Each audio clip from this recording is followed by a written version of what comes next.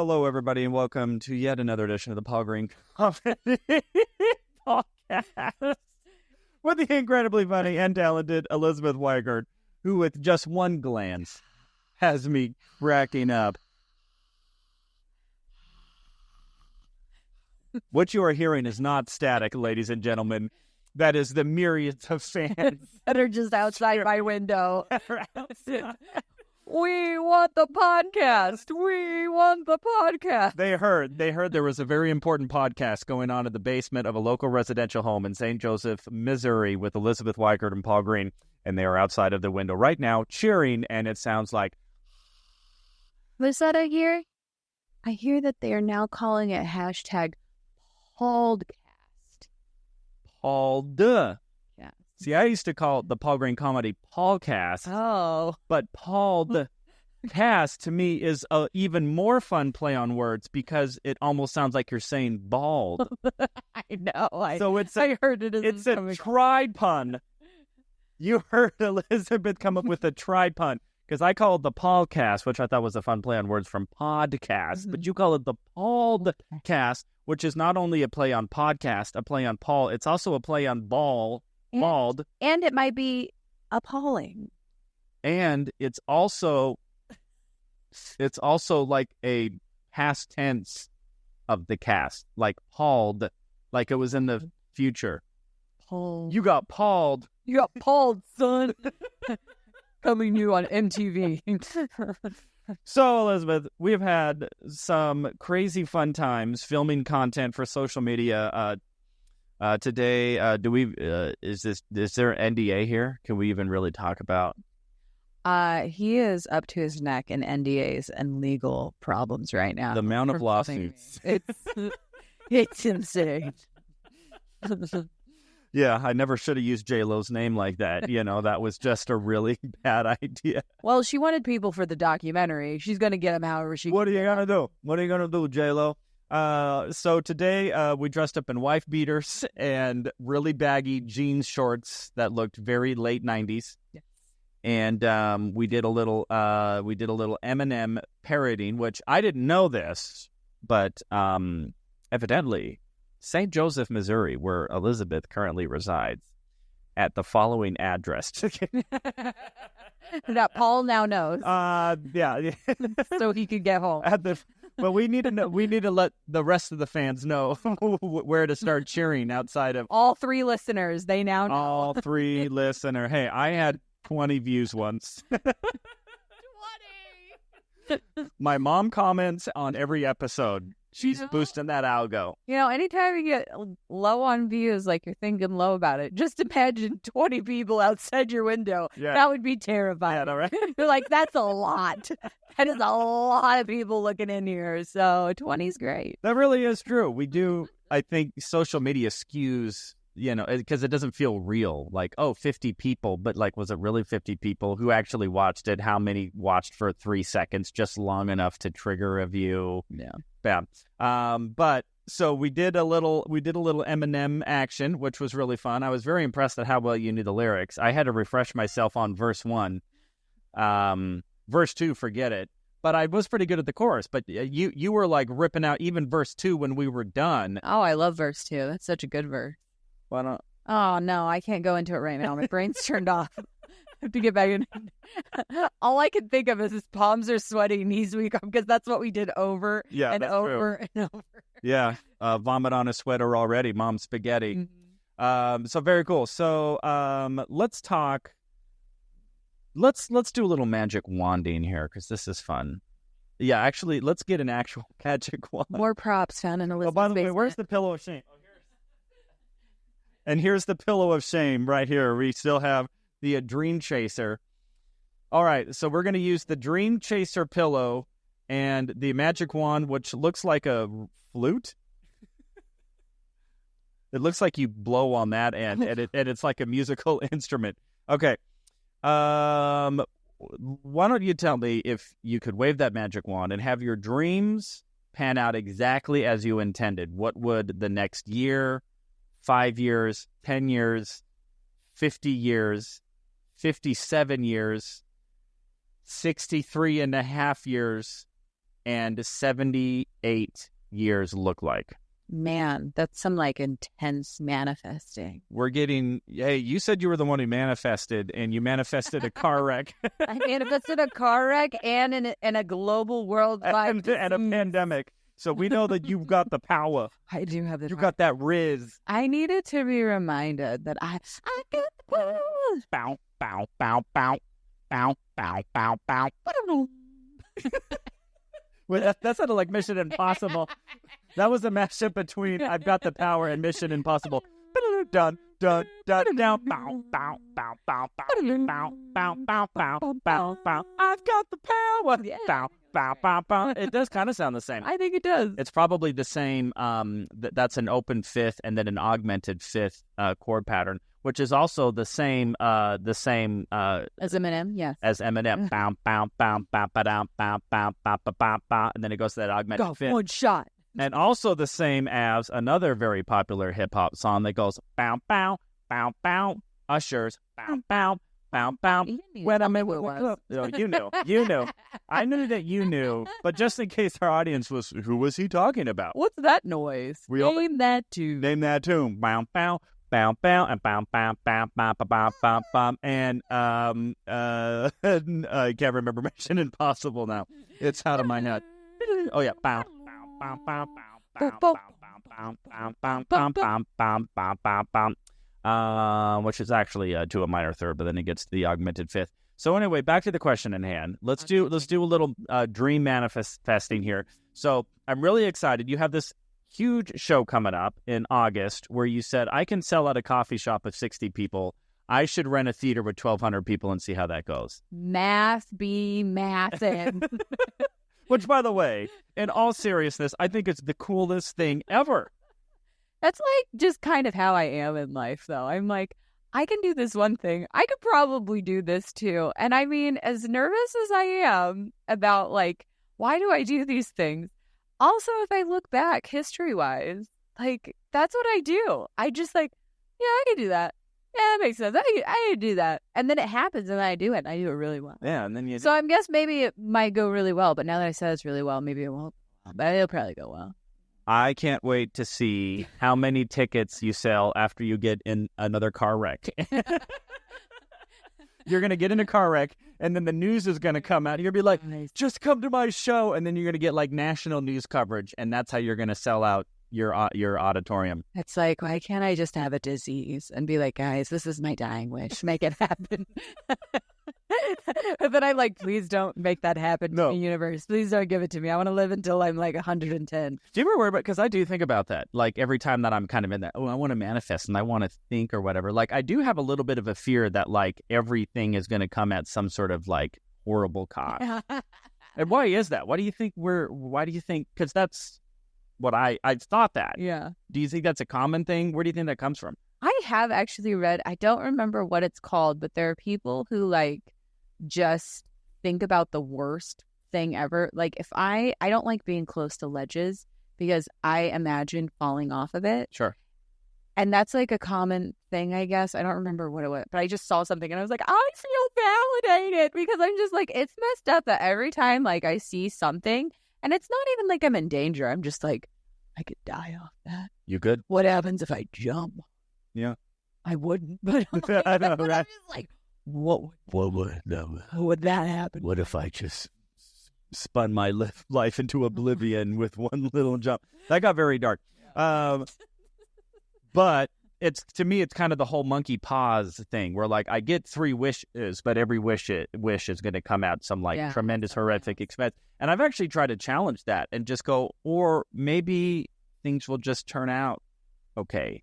Well, that's the thing that they tell you in like the manifesting books and stuff, where it's always like that is the thing that's embedded in society that keeps us away from dreaming because we're told like something bad is going to happen due to us. Like that's why wanting money is greedy and being greedy is bad. But it's like wanting money isn't greedy. Wanting money is, pay my bills. That's the theme of me being on your podcast. Yeah, right. And anybody who would like to donate, like her. Well, like on that realm, because what's trending on TikTok right now, because TikTok has a creator fund right now. And if you make videos over a minute long, you get paid per view, and it's not consistent on the cost per view, even though some people are acting like it is. And I don't know if you have to watch it for 5 seconds or 10 seconds, because I've seen people say both. Sure. To count as a view, and repeat views don't count. So if somebody watches my video twice, it only counts as one view. It tracks that. And then the creator gets paid. And so people have been doing this thing on TikTok where they say, hey guys, I heard that we're paying people's bills just by watching this video. You just got to watch 10 seconds, which it's already been 10 seconds. So I have to make it a minute long so you can stick around. Well, you can just comment for the algorithm and be here. And I would like to have 16 million views so that way I can pay off XYZ or get this house that we're going to lose it. It's my family farmhouse or whatever. And I'm like, I've been in the creator fund, and I'm like, I do that though with every post. Like, I'm just creating my content and curating my content to be over a minute now. So that way it can hopefully go through TikTok. So I'm still giving my product to my audience, and I'm hoping that my audience will in return pay my bills without me saying, hey, just watch 10 seconds of this video. And I'm like, can you just watch 10 seconds of the video? Because I'm creating art. Right. And this is like my soul. Can you just love me for once? Why does it have to be tragedy? Right. Like, right. that's also all part of it, and I mean, that's another thing, because most of the stuff I do is in music, and TikTok has been banned on music for a long time. Right. So now I'm backlogged and stuff, which I forgot about this weekend, where I'm like, I needed to be posting content because I have all these videos I'd made that I haven't been able to post on TikTok. And because the ban is over now. the band's over. Right. Whatever the music, the UMG, they reached a contract thing, so all the music's back on TikTok. And so I'm like, oh, I got all these videos I can post. Ah, great. But anyway, I just like think of all of that with an art and the things, I guess, and having your dreams. And I'm just like, can we just support what we want to support, and then also recognize that like it's free to watch things on the internet, and know that the person is doing it for free, but also in hopes that they're gonna make something bigger and better happen. Right. Right. Oh, but that circled back to like the whole devastating thing. Like Right. we asked about, like, why do we think like we're gonna manifest, like we really want this really awesome thing to happen, but then it's gonna manifest like illness. Illness Yeah. is always a thing for me, because I'm like, poor people. We don't get sick because we can't afford to get sick. And I'm like, once you get money, like those are the people getting cancer. Like God's like, I gotta give them something to be mad about. Like, let's give them cancer. Like, and so I'm like, if I get rich, am I gonna get cancer? Yeah. But like, that's just in the manifestation books. They just say like, that's the problem with society that keeps you from dreaming. It's like somewhere somebody decided to create this ideology that we just, if we get a good thing, then there has to be an equal bad thing on the other end. And I don't believe. I think it's just being. Just being. Just human being. not being, not like Chandler being. Well, but yeah, I mean, speaking of somebody who had a big, great, successful career, but it came at a tremendous negativity. But yeah, I do think about that, how much that was in my psyche when I really started to dive into this world of like really going for dreams. And it really started in 2015 when I decided to move to Los Angeles as a 34-year-old nobody who had 1 year of stand-up comedy and 7 years of short-form improv comedy experience at a That's local way comedy better club. than me. I know, very well. I went to LA with nothing. Yeah. I had a degree in communications. The year prior, I don't even think it was a full 6 months, I was considering going to the police academy.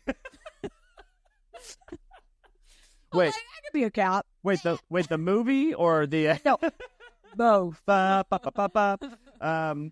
Well, yeah, and you know, it's but I just remember as I really started to study this thing of like, well, why do some people have so much success, and why do people seem to have fulfilling lives, and why do I always have this mindset of, which I did have a very mindset, which is also when I just looked at my life, it was also just because I wasn't looking at my life properly. You know, I was choosing to look at how bad things were instead of how good things were. But I do remember when I started to really think about these big dreams that I had, which seemed very big and audacious and impossible.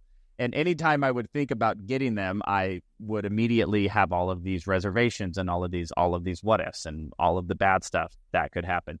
And it's so funny because even now, I can't even express something, wanting something, without somebody putting some sort of negative like spin on it. Well, yeah. Well, don't try to go too big or too fast or too hard because, you're going to... You don't want to change who you are. Right. My favorite quote from You Are a Badass is my favorite, like, mantra, manifestation, whatever, the self-help book type thing, because they just resonated with how she spoke. Who wrote it? Jen Sincero. My favorite quote from it comes regards to money, because especially like I have a hang up on money. I think everybody kind of has a hang up on money, especially if you came from middle class or below, and I'm more below. But like, anyway, she said, anybody who's like, don't let money control you. You shouldn't want to focus on the desire of making money. She's like, no, if you're a good person, we want you going out there and getting money because you'll go out and do good things with it. Right, and I'm like, I'm a good person. I would do good things with it. I deserve that. I promise I'm not going to pour oil in the ocean. I would get a mansion, of course. I mean, then the homeless bits, I'm coming for you. Thanksgiving in my house. Yeah, but it is so true. Just how much of those negative, everything is bad, everything is evil, you never get what you want, life is tough, and I'm not saying it's not, but I don't think that that's also maybe the best way to approach. It's just stuck people not knowing how to get unstuck, and so they just then push out their stuckness on other people, whether consciously or unconsciously. I think a lot of times people give bad raps and saying oh, the haters are jealous or whatever. And I think there are some people who put out that, and they are intentionally doing it on some level. Like, they're aware, like, they're jealous, and so they kind of drag you down. But there's a lot of people where it's just the same thing. They were taught equally wrong. And so they think like, oh, I'm helping you. Right.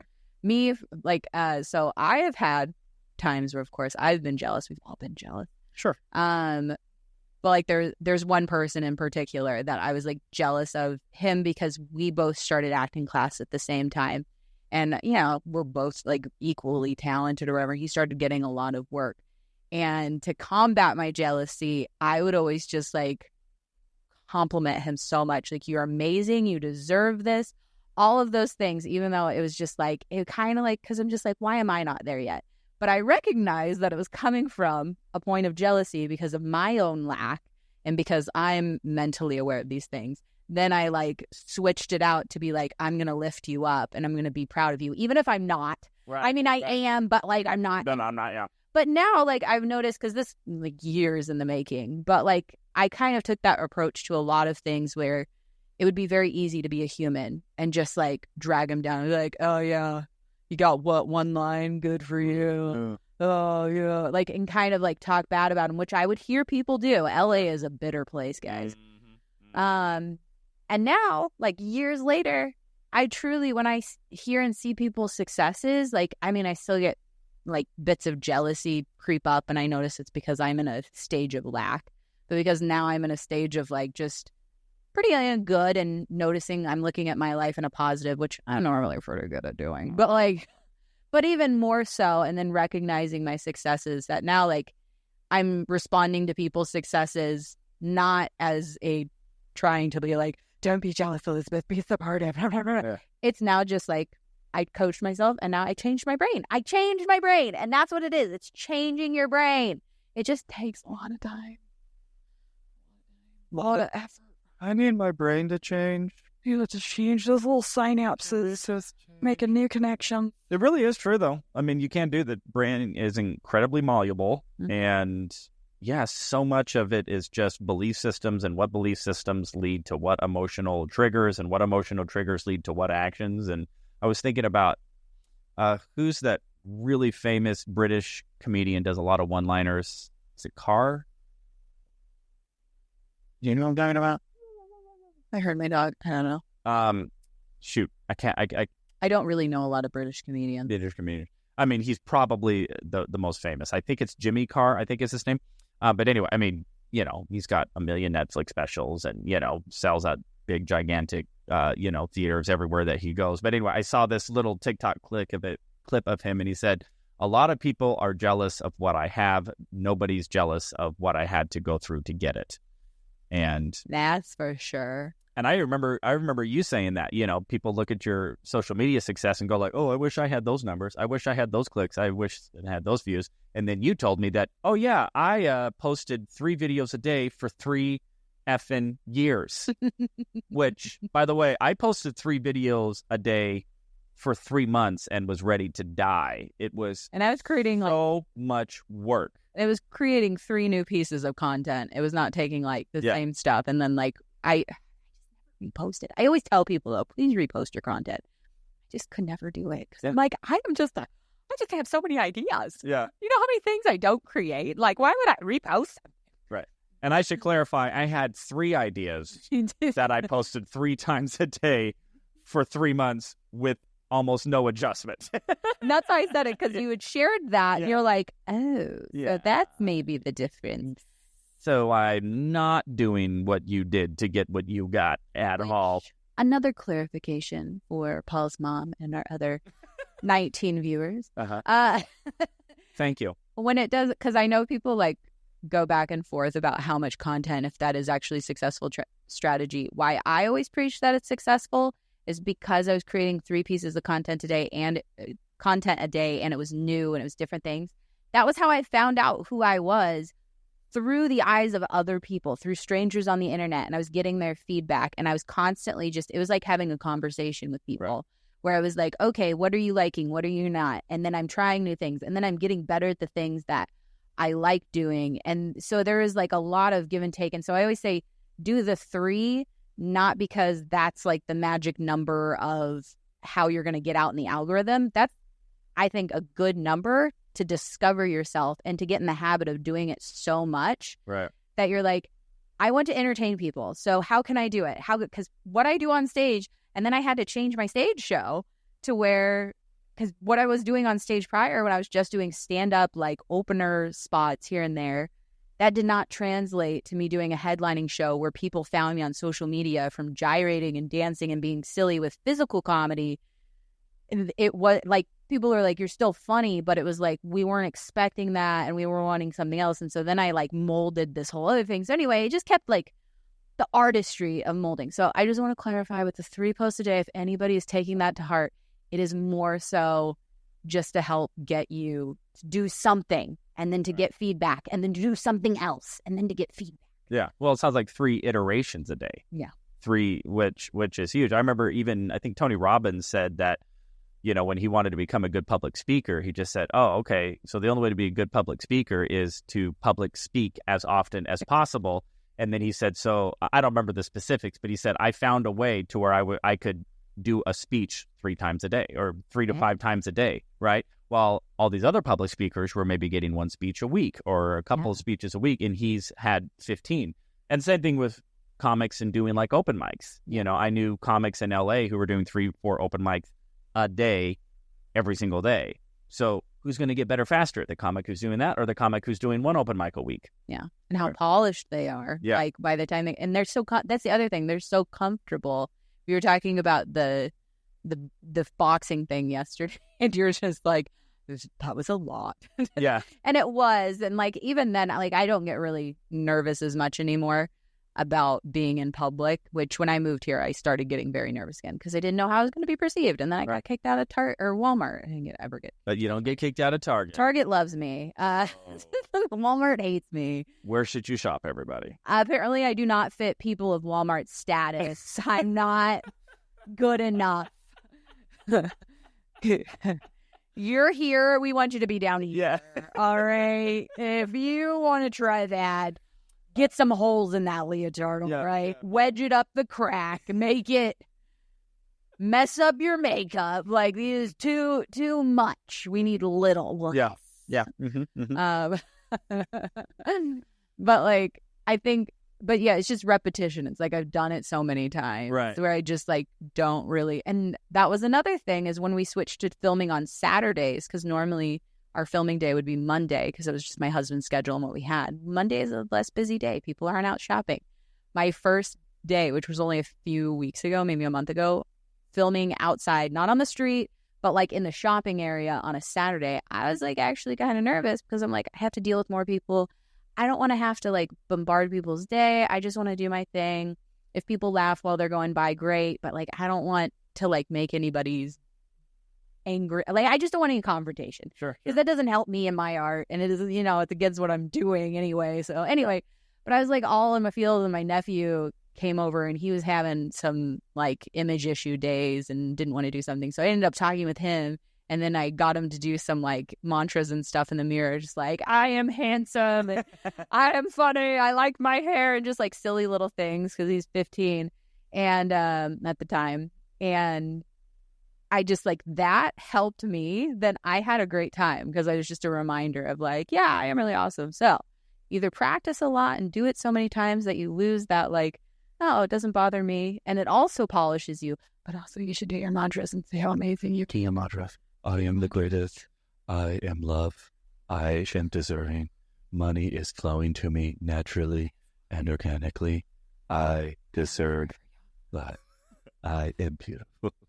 You know, so funny because I hated doing open mics. Like, stand-up was never comfortable for me. I love doing improv.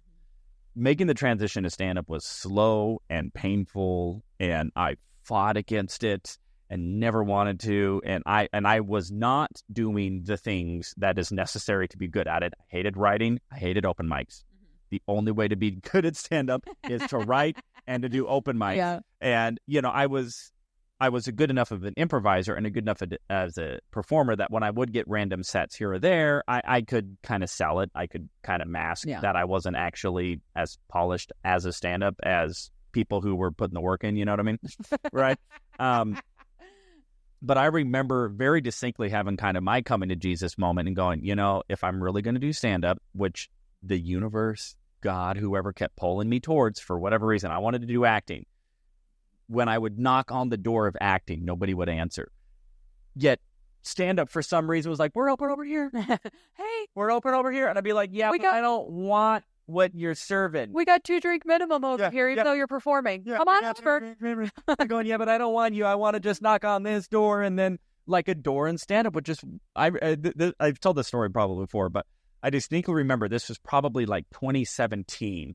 I remember this day where I got some random gig in an alley in LA. In LA. I did one in a pickup truck. Yeah, it's very, very common to get gigs like that. And, you know, but honestly, if that's what I really wanted to do, I'd be so excited. I got a gig tonight in LA in an alley. Yeah. And I just didn't have it in me. Yeah. And I was feeling a little sick. Not sick enough that I would actually cancel a gig, but sick enough that I could use it as an excuse to not do something I didn't really want to do. Yeah. So I very distinctly remember going like, Paul, this isn't really what you want to do. You want to be an actor. I wasn't feeling it. I was really depressed. I was really discouraged. I was a little sick. And I'm like, I'm just going to cancel this. And if I'm going to cancel this gig, I think that's a pretty big sign that I just shouldn't be doing stand-up. Yeah. So in my mind, I went, I quit stand-up. I'm quitting. I'm done. This was like 2017. I declare. It's like when Michael Scott declared bankruptcy, and he thought that the way to do that was to declare it out loud. I declare bankruptcy. So I declared quitting stand-up to nobody because nobody cared. Yeah, nobody comes to the shows. So, you know, right? So stand-up is over there going, hey, we're open. And I'm going like, no, will you close the door? I'm not even going to look at that door. Not interested. And then within like a day, it was either the next day or maybe 2 days. I don't remember the exact timeline. I get a call from my first stand-up comedy teacher, the first person who ever told me I should move to LA, that you got what it takes, kid. Calls me up and he goes, hey, Paul, I had a headliner drop out next week. Will you come headline my show? And I went, okay, fine, stand up. And so anyway, but stuff like that kept happening. No matter how much I didn't, for whatever reason. You got all these terrible problems. Headlining gigs just flowing at it. Oh, no. So aside from that, anyway, But anyway, so I find, but again, writing, doing open mics was so difficult for me. And so I finally, in 2019, I said, okay, I need to do so many effing open mics that they have no meaning. that one individual open mic means nothing because I've done so many. Mm-hmm. And if this one doesn't go well, it doesn't matter because I've already done 3 or 4. And so I made a commitment that I'm going to do a minimum on average of 1 a day. Okay. So 7 a week, what was my goal. And sometimes that would translate into I would like do 3 one day, but that would allow me if I needed to miss a day or here or whatever. And so in 2019, by the end of the year, I had almost done 400 sets. And by the end of that, I didn't really care about doing an open mic. You know, they didn't, they lost all that meaning. And I started to get good. And then in 2020, I booked all of these incredible things. And I started booking. Why are you looking at me like that? Because we all know what I manifested in 2020. And then, I'm sorry, Paul. But then Elisabeth Wykert, who's a more powerful dreamer than me, brought the world to a screeching halt and manifested COVID. Corona. But it's so funny. Even when you're saying this, there's almost a part of me that's going, man, I need to get back to LA because I'm just not doing enough open mics in Arizona. Like, because there's not enough of them conveniently enough as there is in LA, where in LA I could just go to these pay-to-play open mics and knock out 3 or 4 sets in a day, every single day, back to back, and then just come back the next day and do it again. Okay, so I might move back to LA. That's where this is coming from. Gonna double the rent going back to LA. Double. Oh, you are so insane, Joseph. We're talking. I was comparing from Arizona to LA, not from St. Joe. Oh, gotcha. From St. Joe to there would be triple. No, I was comparing how much rent I pay living with my dad to Los Angeles, which is about as much $0 to $2,500. I don't live for free. I have some pride. All right. It would be about 10x. It would be about 10x. We're 10x it. No, what we're gonna do is 20x it. I am going to 20x like Elisabeth Wykert and your huge show coming up. How are you feeling about that? So we talked about it a little bit, but Elisabeth is booking a 1,200-seat theater here in St. Joe. In St. Joe. Joseph, probably the only 1,200-seat venue within about a 60 miles radius, probably. I mean, there is an arena in town as well, but I mean, that would be a built stage, but there is like a little arena thing. So once you're ready to 20x, you're 20x. Yeah, once I'm ready to 20x that, I'm selling out this 1,200 tickets. And I'm selling out I'm going to 4,000. Is that how much it's I don't know. I would just assume it's not that, but it's not like the T-Mobile Center. It's not Kansas City Chiefs arena. No. He's whipped in it yet. So how you feeling about all that? How's it coming along? I'd feel better once it's all 100% confirmed and I get the money out of my bank account, because then I feel... See, this is where I get like stuck in that limbo where I'm like, okay, I got to make the move. Now I finally am like, okay, I'm ready to make the move. And then they came back with the higher cost, and then that made me retreat. And I was like, no, but I was so ready to go. And I'm like, why did you have to throw something? And now I'm like, you know what? No, let's just go and do it. And whatever. And now I'm going for it. But I'm like, but I need this solid yes. And it's still like, it's a holiday weekend. So I still have over tomorrow. Right. Where I'm not going to be able to contact any businesses. But I've already contacted some businesses because I'm looking for sponsors. Not a lot, just a little. Because why wouldn't we have sponsors? Like, we could possibly have 1,200 people plus do you want to go celebrity. Do you want to go sponsor shopping tomorrow in our leotards and just show up and talk to some managers? Closed. Oh, okay. It's Memorial Day. That's what I'm saying. Everybody's closed. So we talked about it on, was it Friday night or Saturday night? Friday night. Yeah, yesterday was Saturday. So I'm like, it's only been 2 nights, Paul. I will say I was very happy she emailed me back on a Saturday, because I was starting it like on the Friday. I was like, why did I just not pull the trigger? Why did I hesitate? Because one lesson I have continued to learn in my life is when I hesitate, that's when I lose it. Yeah. And I'm like, don't stop hesitating. There was one, I will never forget. It was my first like possible acting job in LA. And it was just supposed to be a featured background. And then they asked me if I wanted to be with like the lead. And it's like, it's still just featured background, but it would be next to the lead, who was Melanie Griffith. And and this is like my first. I bet you Melanie Griffith's never done an open mic though. In an alley. But it was like, I don't even think I'd been in LA for a year. And so like a featured background no matter what you're getting paid, but just somebody with a celebrity, like something on your thing and your face recognizable, and then being able to network and be there. And it was like I was waking up in bed with her, as well as like there was another person. And so it was kind of questionable to my beliefs of what I wanted. I hadn't discovered myself in acting yet, and like what I was going to say yes to and what I was going to say no to. That's why in my social media course, when I talk about the money part, I say, figure out your answers now. That's like, I never really connected those two dots, but like that's part of it is like, I just never thought like, would I be okay acting like I had just, like, there's nothing, and they said like, you just be in your bra. It wouldn't be like graphic or anything, but like acting like I just had a threesome with somebody, like, is that something I'm okay with? But I hesitated. I said, can I think about it? And I was new to LA. I didn't know you couldn't say, no, think about it. And that meant no. And I came back like 2 days later. I was like, yeah, I'd be happy to do it. And they're like, sorry, we found somebody else. Yeah. We booked it 20 seconds after you hesitated. And I was like, but that's like, and I just like was kicking myself. And I'm like, I should have just said yes. Why was I worrying about all these other things? But like, you just need to discover yourself. And so this is the same thing. I've had a lot of those little moments, but I was kicking myself. I'm like, why didn't I just say yes? It's a holiday weekend. Now I've delayed it even longer. And I'm like, we were going to the boxing thing. And I'm like, it's another place where I can just tell people like, yes, it's coming. Even if it's only like 50 people and they're not even from St. Joe. But like, it's just putting it out there, and it's continually saying like, this is happening. I'm going to do it. And I'm like, why didn't I just pull the trigger? So I was thankful she did respond back to me on a Saturday on a holiday weekend. However, the 17th, the theater manager is not going to be there. And I told her I would not do the alternative date because it goes into Labor Day weekend. And I'm like, it's not going to be as good tickets. So anyway, so I'm still a little bit in limbo, but we are going forward. And I'm excited once it's all signed, crossed, and dotted that I can just be like, everybody, it's happening. I am going to throw a first pitch out at the baseball game in town, though, in July. I already booked that. Super cool. Yeah. Good for you. Yeah, so I can give a little marketing. Yeah, that is a very... what you're reminding me of is myself.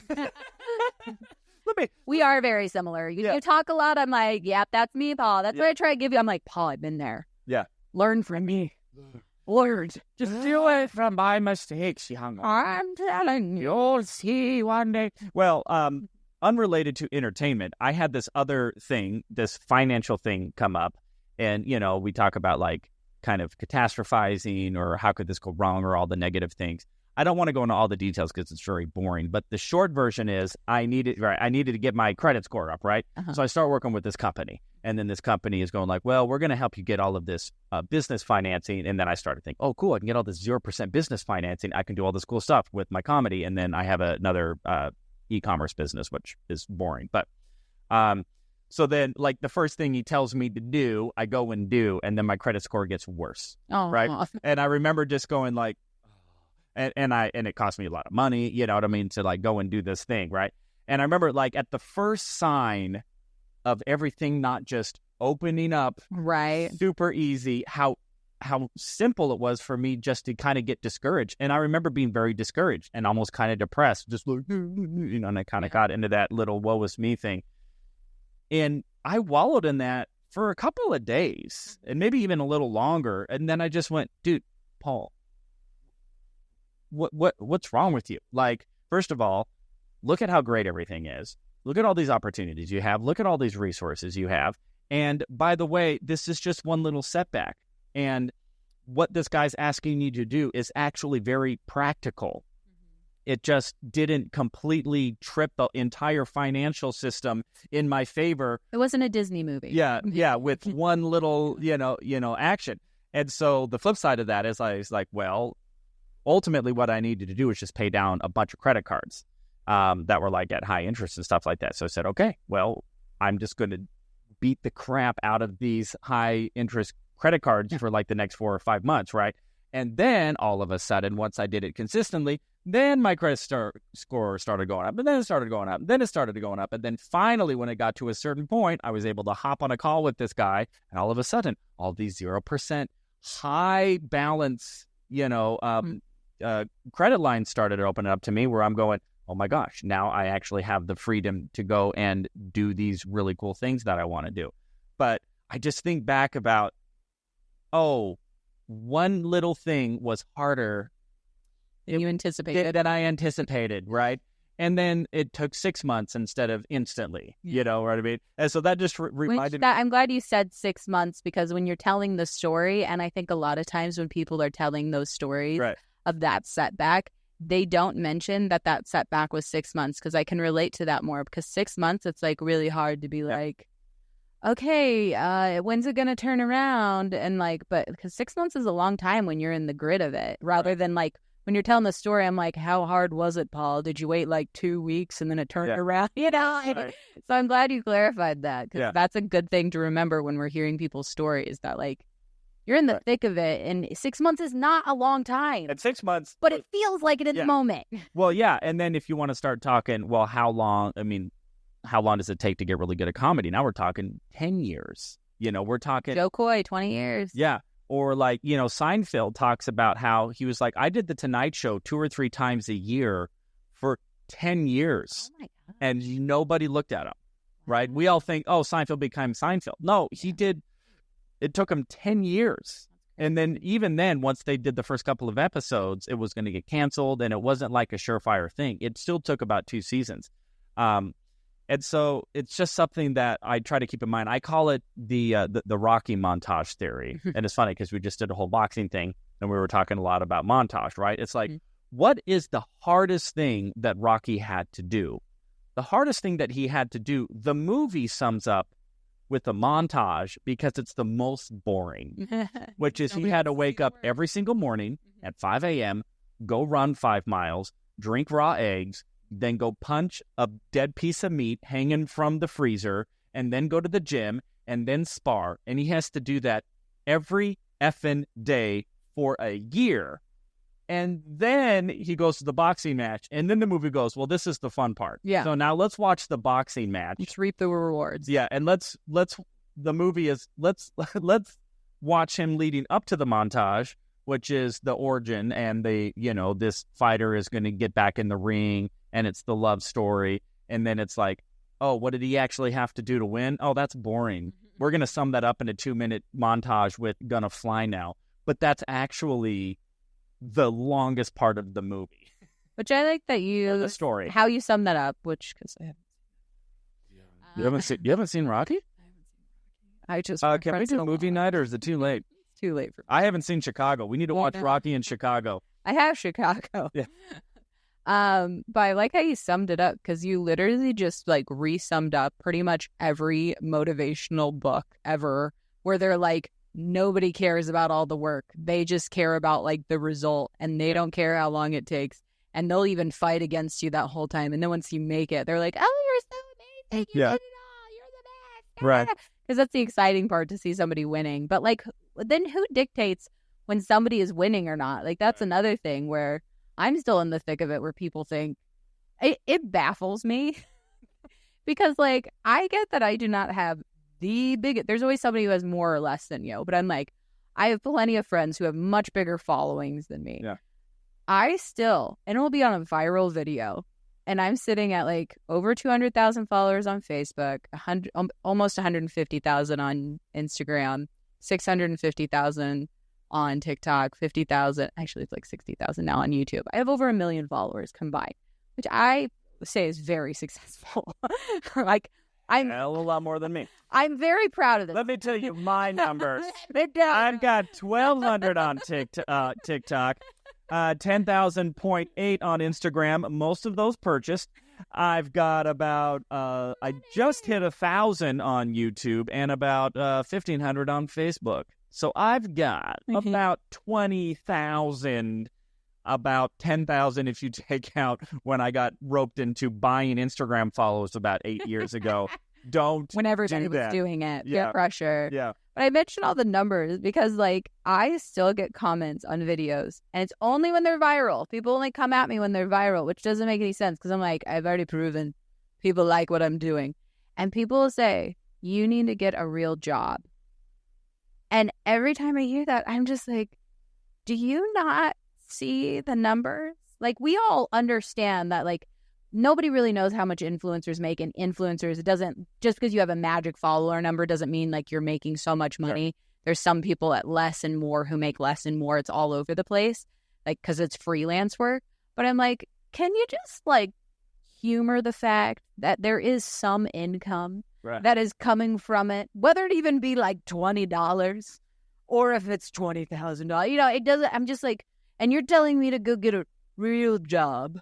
Right. A real job. And I would bet, now I haven't logged your hours, but I would bet you at least put 40 hours, if not more, into building the social media following that you have. Now, I don't know, I'll put you on the spot. Maybe you're like, no, I do 10 hours, Paul. What are you talking about? Back in the day, because I did clock my hours. That was something I would do whenever I was building it super heavily, and I quit my desk job and I went into that full time. Yes, I was working like 60 hours a week. Yeah.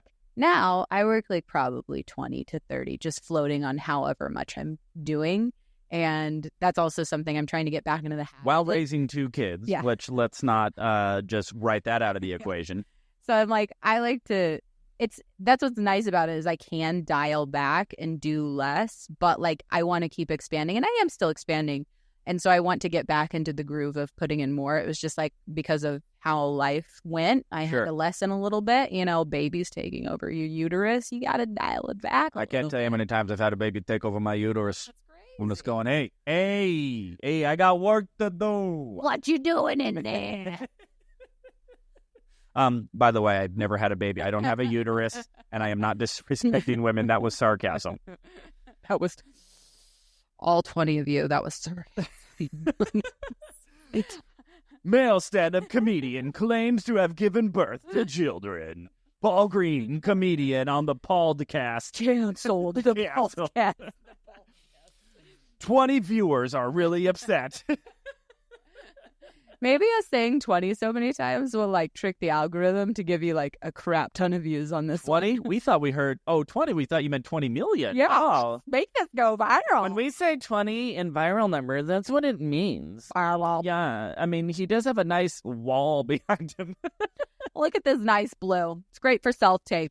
Yes, and we are in Elisabeth's basement, everybody. So if you get 1 million followers on social media, you too can have a basement in St. Joseph, Missouri, with a blue wall background. It's pretty elite, I'm just saying. But it's a very important thing that you bring up, because it's this whole idea that whatever anybody else has, they've got it made, and I wish I had their life and all of that. But you step into anybody else's shoes, they're going, oh man, I wish I had something more, you know, and people will look at you going like, oh, I wish I had that social media following. And I've probably even thought that, like, oh my gosh, you know, that's probably part of why I'm here. But then I look at what you had to do to get there and I'm going, well, I don't want to do that, but I like collaborating and I love doing videos with you, right? So then it's like, but then, you know, you're in your situation, we're going like, well, I'm trying to get to this thing. And then there's comedians out there who can sell out a 1,200 seat auditorium. And what's their life? Are they going like, yeah, I can do this. Yep, no, I'm done. It's like, no, now they're trying to get to the next thing. Yeah. Or there's,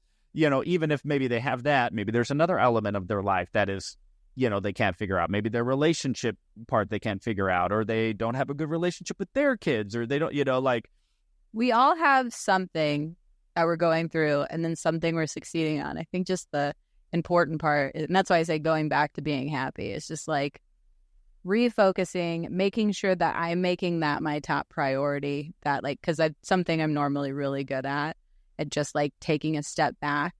I thank my mom for like, we're very outdoor kind of like, can you see the moon where you are, Elisabeth? Like, Mom, I'm 40 minutes away. Like, she would do this when I lived in Kansas City. She was like, Elizabeth, can you see the moon where you are? I'm like, Mom, we're in the same time zone. It's the same sky. Like, yes, I can. It's right there. But like those little things and constantly doing that, I've just always been very good about taking a step back and seeing how big the universe is and just being grateful for being in it. And I think that's, and I've done other like practices and stuff to continue to keep that. And so I never really lost it, but just like there's a recalibration I'm doing to just making sure that's like my center focus right now of like whatever I'm doing, that I'm just like realizing how cool life is. Yeah. And that I'm getting to do it in a leotard. Saying, bow to your sensei. That was by far my favorite thing yesterday. I was saying it to people at church because the one lady that we did it, she goes to church with me. And just he was there, and I go, hey, bow to your sensei. It's just like, I just like, that was so fun. And I'm a lot of times like, whenever I do that, especially when I'm getting paid like a paid ad or something. Sure. And I'm just like, and it's the same thing. It's a bow to your sensei type thing. And I'm just like, how am I getting paid for this? Like, this is so beautiful and wonderful. And so that's whenever I say going back to the happy, I'm just recalibrating to that. And yes, I'm always wanting the next thing, but I'm just really relishing what is happening right now. That's going to get me to the next thing. And I'm just having more belief, I guess, that the next thing is going to be great in whatever capacity. And you asked about like the 1, 5, and 87.5-year plan and all that stuff. And it's like, I have a lot of things that I would love to happen. But again, right now, I don't have a timeline, which goes against every manifestation book that I've ever read. You have to pick a date. By the way, that's never worked for me. No, it has never worked for me. Never worked for me. Probably because I always want it too soon. Like, well, how's Thursday? Well, it's like that Jim Carrey, write the $10 million check. Yeah. And I did that, like, when I moved to LA, and then I changed the date to 2 more years, and that was 2 years ago. It did not pan out. Did you write 10 million? I did write 10 million, which, funny enough, like, because I'd re-listened to it, and I'd kind of gotten a lot of loss of hope and just been like, you know what, this is my life. This is how I am, and that's fine as long as I get to keep making art and making enough to pay my bills, like, whatever. I kind of lost a lot of that, like, dream power. And I was listening to it. I was like, you know what? This is the first time I heard it where I'm like, I can just make it and even put the year on it. And if it doesn't happen, like, it's just cool that I even thought I could. Yeah. Like, that's pretty. So anyway, it's here. Oh, can I see? It's in my phone. Oh, yeah, the glitter. There's a lot of glitter. So it's folded up. So that's the other thing is I had one for $40,000 that I wrote to myself from Warner Brothers, but it was $40,000 for one episode of the sitcom that I was on. Oh, I love it. That's so cool. Also didn't happen. Also not on the date. And I have been on a sitcom, though, that's on YouTube called Culture Slate. Oh, nice. Filmed about little plugs. Yeah, a little plug, which has been airing right now, which has been really cool. And I forget about these really cool things that happened in L.A., again, that I just take for granted because it's not booking Friends, at $1 million an episode, and anything that isn't that is miserable. But actually, a friend of mine reposted a video from this guy. You want to talk about social media followings, called Adam W., who's got 10 million Instagram followers. I don't even know what his TikTok is at. And in his latest video, he has Will Smith and Martin Lawrence in it. And then he had one with Kevin Hart a couple of weeks ago, and then one with Nick Cannon. So like he's an A-list celebrity now, and he's like 27 or 28. And people don't think of. I hate that people diminish social media. Wherein like, no, all of these so-called A-list celebrities that everybody puts on a pedestal want to work with these social media people. Yeah, because they have just as much of an equal presence. I don't know how long it's going to take that switch to realize that there's more equalness. Maybe as more so as it gets really prominated as a career. Like, I would love to put a course together. Like, I thought about it for like a college course of social media as a job, not being a social media manager, because that exists, but like what it's like to be an influencer. And even if it's like a 1-day program for like high school students and stuff, just to like let them know, because that's another problem is everybody wants to do it. It's kind of like being an actor. Right. Back in our day, it's like all the kids nowadays just want to be an influencer, which is perfectly fine. And it's a totally viable career, but they don't realize they had to post 3 times a day. Yeah. That the content has to get better, and they got to do all of this work, and all of these things keep happening. Just like when you go to LA, you don't realize you have to like take acting classes and do improv probably, and take all these like workshops for like audition classes and how to do all these things and get headshots. And then you get like 3 auditions a year. Yeah. For the first couple of years. And you show up to those auditions, and there's 20 people in the room who look exactly like you. Like that scene in La La Land. I cannot tell you how many times I've showed up to an audition, and it's a room full of bald guys with a beard, and we all look identical, right? And somehow you have to walk into that audition room and be so somehow different than 20 other, and that's just 20 in the same slot that I was. so they've probably seen 1,000 of me. Yeah. But it's like I did all that, and this Adam Wahid guy, I've been in he hired me for 2 of his videos, and I've been in videos with him. And while I was there, it didn't even occur to me that this guy is like huge. And I was with him. That was maybe 4 years ago. But I remember when I booked the first one with him, he had 1 million. And I was still like, oh, I had 1 million followers. And then I just show up on set with him, and it's still very scrappy. There's not a full thing. He has like one camera guy, but his videos were very well put together, very well thought out. They booked me the first one to be some sort of like tough European landlord guy in a wife beater, actually, which I did yesterday when I was like, your rent is due. And that's all I said. So I did this video. The wife beater looks like it belongs on Paul. It really just does. so you know. I have no wife, and I'm not violent, but there you go. It looks like I'm more likely to get beat by a wife. I'm passive aggressive. But anyway, so then that video, and then like a year later, he calls me. Like the guy calls me. He's like, hey, are you free right now? We need a bald guy at this address down in like Los Angeles or whatever. So I goes to this guy. He has a swank condo, and there's a Ferrari in the driveway. You know what I mean? Hey. And I'm in his backyard with this beautiful pool doing this scene, and they just needed a bald guy. And I'm laughing and joking with him or whatever. And he goes like, dude, we should collaborate more. And it didn't even really occur to me How big of a deal this is. how It's like big of a Will deal. Smith saying, hey, And we should collaborate. here I am, like 4 years later, and I see a buddy of mine reposting his videos. Like, oh, I've done a couple videos with that guy. And he's like hanging out with Will Smith and Martin Lawrence. You know what I mean? And so it's just these things where like, I think it's so easy to just blow over what cool things are actually happening when you're out there, they're doing your dreams. And sure, maybe it doesn't feel like the big thing. Maybe it doesn't feel like, oh, I'm hitting grand slams or whatever, but just being grateful for like these cool experiences and not taking them for granted, living in the moment and understanding that the montage actually is the whole movie. Yeah. In terms of What a quote. The Right. montage is the whole movie. That's life, man. Can I also let you in on a secret, though? It is never too late to call Adam. I actually thought I should just text them and You do need to, yeah, 100%. Because it's the same thing why I said, like, you asked, like, hey, if I came out and we could film, like, just to film, would you do that? And I'm like, yeah, sure. Yeah. And when I said it on Friday, where I'm like, depending on how my schedule is in life and like as you get busier, like clearly I'm maybe like, okay, Paul, if you come out, that's fine, but you got to get your own hotel and I can give you like 2 hours. Like, Yeah. I'm like, right now my time is flexible, so I'm like, sure, Right. let's make some content, get myself out of my comfort zone, go do a weird boxing match, Yeah.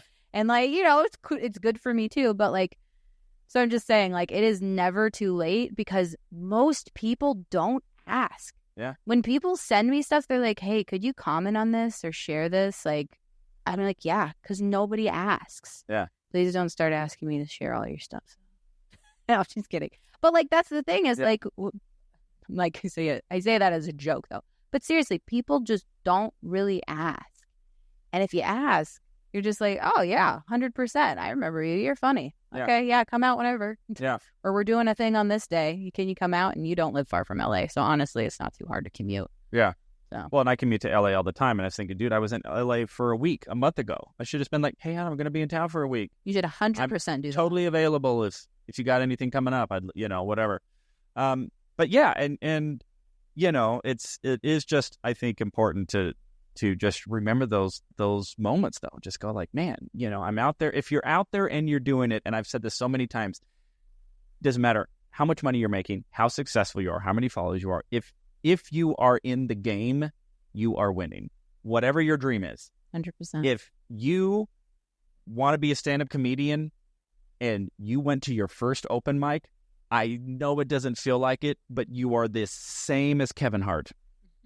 If you just went to an open mic for the first time ever, and if you pulled open your notebook and you wrote a brand new idea or a brand new joke, whether it's funny or not, whether it sucks or not, you are the same. You're the same as Kevin Hart. If you post one video on your social media because you think it's funny, you are the same as Elisabeth Wykert, all right? Because she's doing the same thing, and she has to wake up and think of a new video to do, and I have to write. I'm writing all new material right now, and it's so freaking hard to just like. I could stop it any day. Like any day I could just be like, wake up one day and not choose to do this. Which is also an option, by the way. Yeah. But I'm just saying, like, just as much as I still choose it, people think like, because, oh, well, they're already in it, that's their life. Kevin Hart could stop acting any day, especially Kevin Hart, because I mean, he's probably got so much money in the bank. He'd be like, yeah, well, I can retire. I thought about that with Jerry Seinfeld. Like, Jerry Seinfeld's touring at stand-up comedy again. No, he's not doing it for the money. He's not doing it for the money. And I'm going, how much more... Bad finance advice. I know, right? How much more courage does it take for somebody like him in his, 60s or 70s now, with the highest expectations on the planet to have... But what is he that would be more nerve-wracking. Yeah. What does he have to do? He has to open up a notebook. He has to write down jokes, and then he has to go try them out. I think of that like with musicians, like most bands that weather through the decades, they always have like some albums that aren't good during the time. And whenever... Where we at? Wrap up mode. Okay. Whenever they're in the thick of it and people are like, when it's happening, people are just like, oh, what happened? They suck. Yeah. But then guess what? They keep going and then they end up making something really awesome. Or sometimes they just still don't. And that's fine. They're just doing they're still living and they're still producing art. That's still amazing. So I'm just like, in the moment, even if it sucks, you never know. 5 minutes from now, 5 years from now, somebody might be like, man, I'm glad they stuck with it. Right. Yeah. Well, I think that is a great place to end. What a great time I've had with you. We're going to do some more filming tomorrow, but this will be the last actual podcast episode, at least for the time being. Thank you so much for talking with me, for letting me come out, because there's going to be a time in the near future I'm going like, dude, Elisabeth Wykert just let me come out, sleep in her basement, film videos with me when I'm a nobody, you know, and I did that. What a great experience. And you let me drive your car and you got me a gig. And how cool is that? And I'm so grateful from the bottom of my heart, and so grateful that you would come on and talk on the Paul Green Comedy PaulCast with me and my 20 viewers. Hi. Maybe this one will bump it. Maybe we'll bump it. Maybe we'll get up to 30, you know. Small goals. I'm feeling it. Cool. Manifest. Well, everybody, I hope that your dreams are going well, that this is valuable to you. Get out there, do whatever it is, and that what is in your heart, if it's calling to you, because there is no such thing as success or failure. There's just either you're doing it or you're not. You know what I mean? Everybody. All right, everybody. Thank you so much. I love you all so much. Thank you for listening to the Paul Green Comedy PaulCast, these special episodes with the very funny and talented Elisabeth Wykert. Go check out her stuff. Let's give her 1,000,001 followers across all social media platforms. And I love you all so much, and I will check in with you tomorrow when I am back in Arizona.